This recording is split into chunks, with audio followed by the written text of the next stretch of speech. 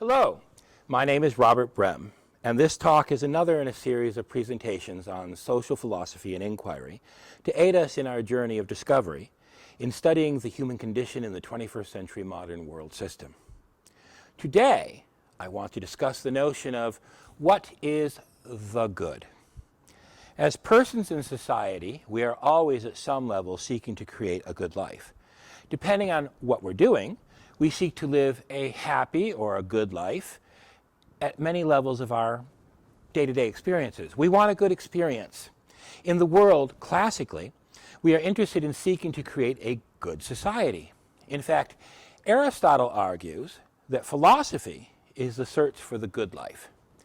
In modern psychology terms, then, we seek to live a happy life in terms of experiencing general well-being while meeting our survival and existential needs. Aristotle then argued that politics is the search for the good society. This is a society that enables its people to meet their life needs in the process of playing by the rules of society, or playing by the rules of the game. In everything we do, whether it is at the personal or psychological level as a person, or in organizational life as a worker or an entrepreneur, or in society as a citizen or a policymaker, a driving question is, what shall be done? What should be done? What is it that we need to do to make a preferred future vision of society or our own life more probable than merely and only possible? And all of these questions are driven by the definition of what is good to us, because that definition of what is good is the standard against which we will make our plans, by which we will guide our actions in seeking to make a good life for ourselves, by which we'll make plans and actions towards a social and behavioral existence that we study in the social and behavioral arts and sciences. And in these social and behavioral arts, we need to ask the question of what might be workable and more or less generalizable, commensurable, working definition of good to guide us in the social theorizing and organizational planning and policy making, or just plain thinking about what it is I must do today in my day-to-day life to make my life better or good. Futurist Barbara Marx Hubbard and philosopher Francis Moore Lappé note that it is in our own actions, in each moment of decision, our choices and the resulting consequences, these engage us all in the collective act of conscious evolution. That is to say, our collective human actions create the future in which we shall live. And since the future is where we'll live the rest of our lives, maybe we should take care to think deeply about the things we think about before choosing what shall be done. Such thinking allows us to note that the consequences of our actions are more likely to result in a good life, in a good society, as we envision it. As it strikes me, envisioning and creating the future we want, seeking to call it forth, as some might say, is as if a magical spell. And it is a principle in spell casting that to speak sloppy spells is to do sloppy magic, and thereby create a sloppy reality in which we shall live. Words matter. If you cannot say what you mean, you cannot mean what you say. So be careful. That is to say, I think the quality of one's inquiry, thinking, and willingness to commit to the highest degree of integrity in clarity and critical thinking goes hand in hand with a kind of spiritual integrity, that is living your life with integrity with your story of self in the context of the world and the cosmos within which you live. And this integrity shows up in our social movements that are committed to changing the world to make our world a better place. However, behind all of this, in our vision of a preferable future story of self, a preferable future story of us, and a better future story of now, is the crucial question, which is not so simple in finding an adequate answer. This is the question of what is good. And until we answer the question of what is good, we cannot decide on any course of action at any level as to what shall be done. Against what standard do we decide? What is it that is a good choice here and now? How do we know? If philosophy and psychology are to enable us to search for and create a good life, then which choices day to day will serve us in creating that? If politics and culture is about the search for and the means for the creation of a good society, then which courses of action will better enable that vision? What is important to note, however, is that there is no empirical standard of what is good for anything we might choose as a person, a worker, or a citizen. There are myriad answers for each culture, and within these there are more conservative or more liberal or more radical variations of the answers. How do we choose? Granting that there are oh so many truths about anything offered by so many different traditions, let alone what is and is not good, and also granting that when we do seem to decide on one, we really ought to consider the proposition that there are no singular truths woven into the fabric of the cosmos. And that seeking to impose any one moral judgment upon everyone from any one of these different traditions often hurts in interpersonal relating more often than not. For example, one interpretation of the Western civilization's story of the fall from paradise is that when humans in their imperfection believed they could judge what is good and evil competently, which they couldn't, humans kicked themselves out of paradise. Yet realistically, as social and behavioral artists and scientists, we can't go to any one religion for definitive answers either. There are just too many. And then there is the matter of the historical record of how much violence has been done in the name of religions, people seeking to impose one religion on everyone else. So how do we choose a good course of action that avoids the pitfalls of moral judgment? Therefore, we must find our own way. We must find our own way to the answers and making choices. All beliefs, values, morality, and ethics are contextually relative to the situation in which we find ourselves located in space, place, and in time, chronology, history. The reality of the human condition offers us few other options than to make choices within bounded rationality. There's only so much we can know, and at some point we're going to have to make those decisions that are tough in life in ambiguity. The ambiguities of human relationships and human events. Upon these grounds, then, must we live and act in the shared world of day-to-day experience and interaction that results in the emergence of a social order and a social reality. This reality emerges in the complex interactions of being human day to day, where we live and act as persons, workers, and citizens.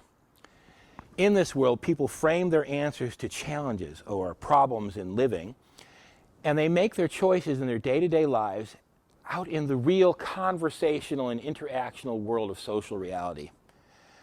To enable us to function effectively, then, humans seek to live or function from within roughly 3 different worldviews, or perceptual frames of reference as an integral part of each their own personality structure. From their unique identity, or their story of self, they relate in this story of us relating, living in a story of here and now. In this way, we define ourselves and our society, and this process is driven by some definition of good. The classical worldviews from which we live and make choices may be noted as being a more conservative worldview, valuing order, centered and grounded in the traditions of the past, which sustain and bond us together in community. A more classical liberal worldview values liberty for the individual in the pursuit of self-defined happiness in the present, also guided by what works as opposed to what doesn't, pragmatics. And a radical worldview values equity and equality and justice such that we may, in our actions, create a more just community in the future. Each of these worldviews frames common values in a de facto different language about the nature of good. People as individuals perceiving, thinking, and communicating through these worldviews literally think and speak in different languages. In this context, then, when it comes down to it, practically and functionally speaking, what is good becomes a kind of choice, almost a preference, I say carefully. We use a liberal freedom to choose what we believe and what we believe we should do. Yet this comes with a conservative responsibility for the choices we make and responsibility for the choices from which we choose as well, because we have a responsibility to the community at large. And finally, it is a radical dynamic we use when we interpret the meanings we attribute to the concepts such as morality, ethics, and values, and what is it we will do in society. Erich Fromm noted that we fear this freedom because it also leaves no one but ourselves to own the responsibility for our actions. Yet, here we are. We must choose. Like it or not, it is our responsibility to choose which standard of good against which we'll assess a good life or a good society and the actions we need to take to create these.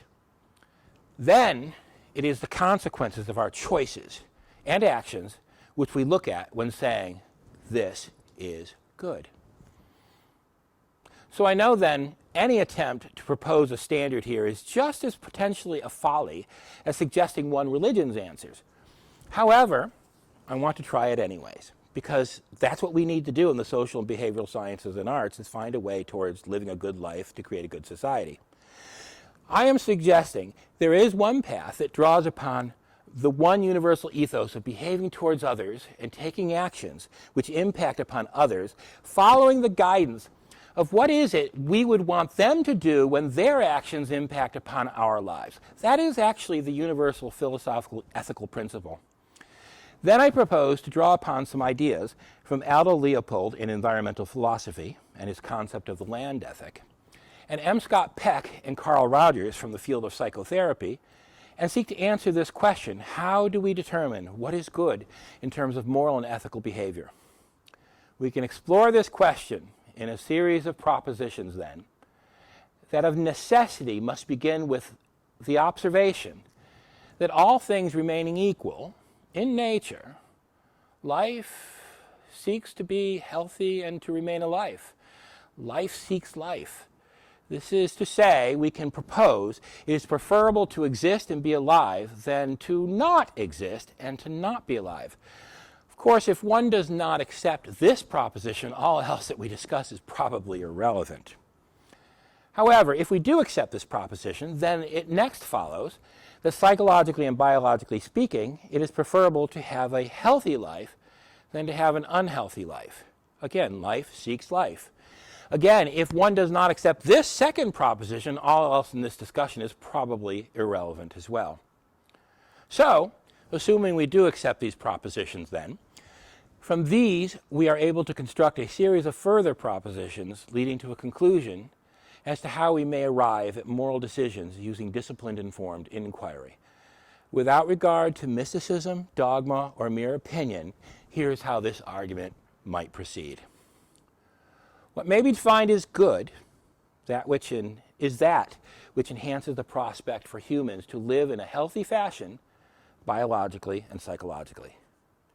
If what enhances life in this fashion is good, then what diminishes life in these terms, psychological, biological health, is morally unacceptable, or anything that diminishes the prospect for humans to live in a healthy fashion, biologically and psychologically, is a bad choice. It can be proposed that any healthy, self-reflective person who wishes to live beyond merely surviving, in fact seeking to thrive and meaningfully pursue happiness, would grant these propositions. Therefore, what enhances the capacity of life to survive and to thrive biologically and psychologically is proposed here as being our standard of what is good for all of our choices as persons, workers, and citizens. And we can then define what is healthy using reliable working facts, the findings of the various behavioral and medical health sciences. Overall, then, we can call this life ethic. It's not about moral judgment, it's about what is healthy and what promotes healthy life. From this line of thinking, then, it follows that, again, using biological and psychological sciences, we can identify certain ways of ordering our lives or ordering our society in a manner that enhances the capacity of life to survive and thrive in a biologically and psychologically healthy fashion.